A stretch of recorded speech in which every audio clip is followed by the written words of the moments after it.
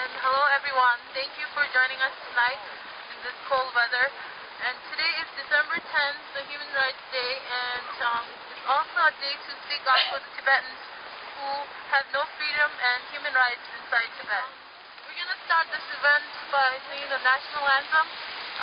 Joshila will lead us with it.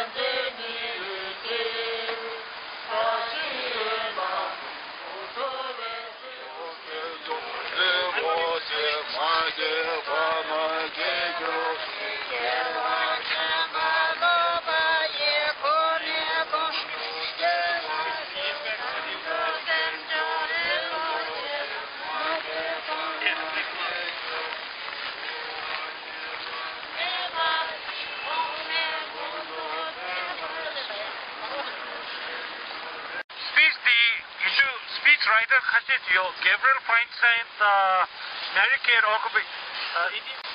Koran speech tin and speech ya ko tin and tari di miwa ko Minnesota mimala and share Koran to permission ras and this speech the Koran chue. Many of us would like to know why we are here today in the most unbearable cold, snow and biting wind, when we could be inside somewhere warm and comfortable. There are so many things that we could be doing right now. Each of us have obligations, but all of us have chosen to be here at this very moment. We should know and remember that right now we are claiming our birthright, embracing the basic human rights we enjoy as citizens. Each and every one is telling the world that our lives are precious, that we deserve true equality, a voice to be heard, and basic needs to be met. We want justice and peace because we are entitled to it and we deserve it. This birthright is something we have always possessed and always will possess as long as we live.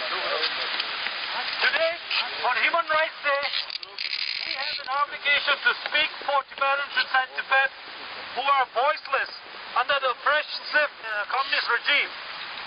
In many dark cells, courtrooms, police stations and re-education camps around the globe, there are many who cannot stand here and speak out for what is truly theirs. Some will only live to be tortured. Many will be summarily executed.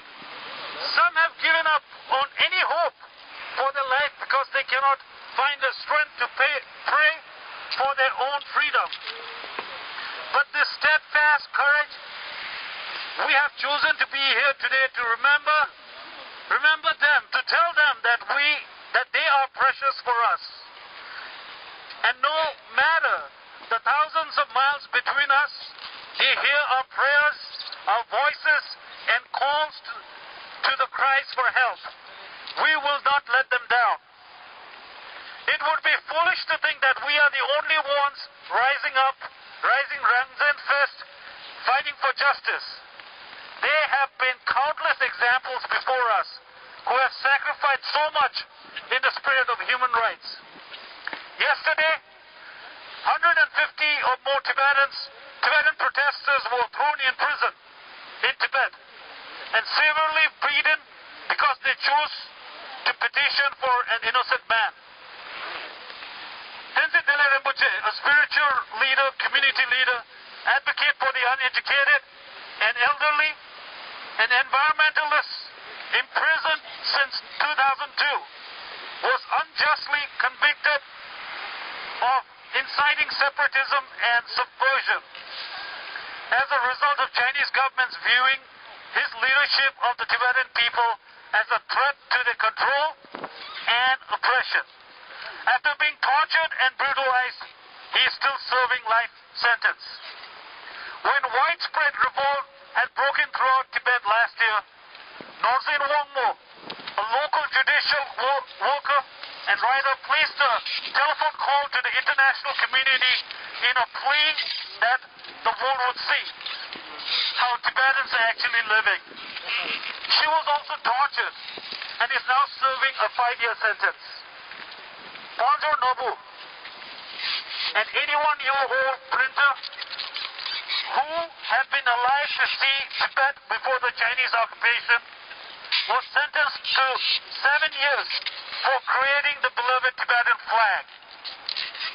There are thousands of more names and thousands of more heroes we could speak of.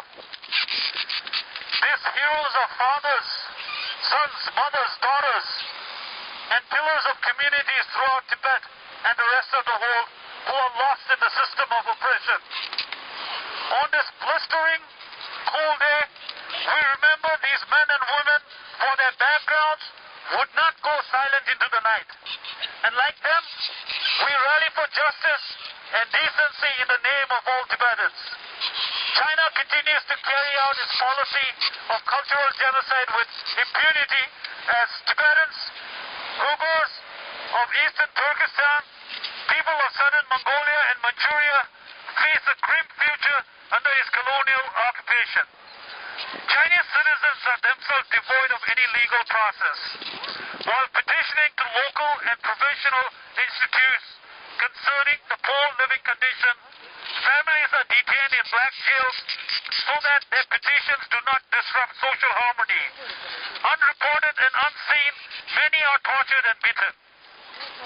Behind the false smiles, the great cyber wall, and the imported goods, there is little to be said of any real foundation and concern for human life. Human rights are of universal interest because it is the inherited nature of a human being to yearn for freedom, equality, and justice, and they have the right to achieve them. Whether we like it or not,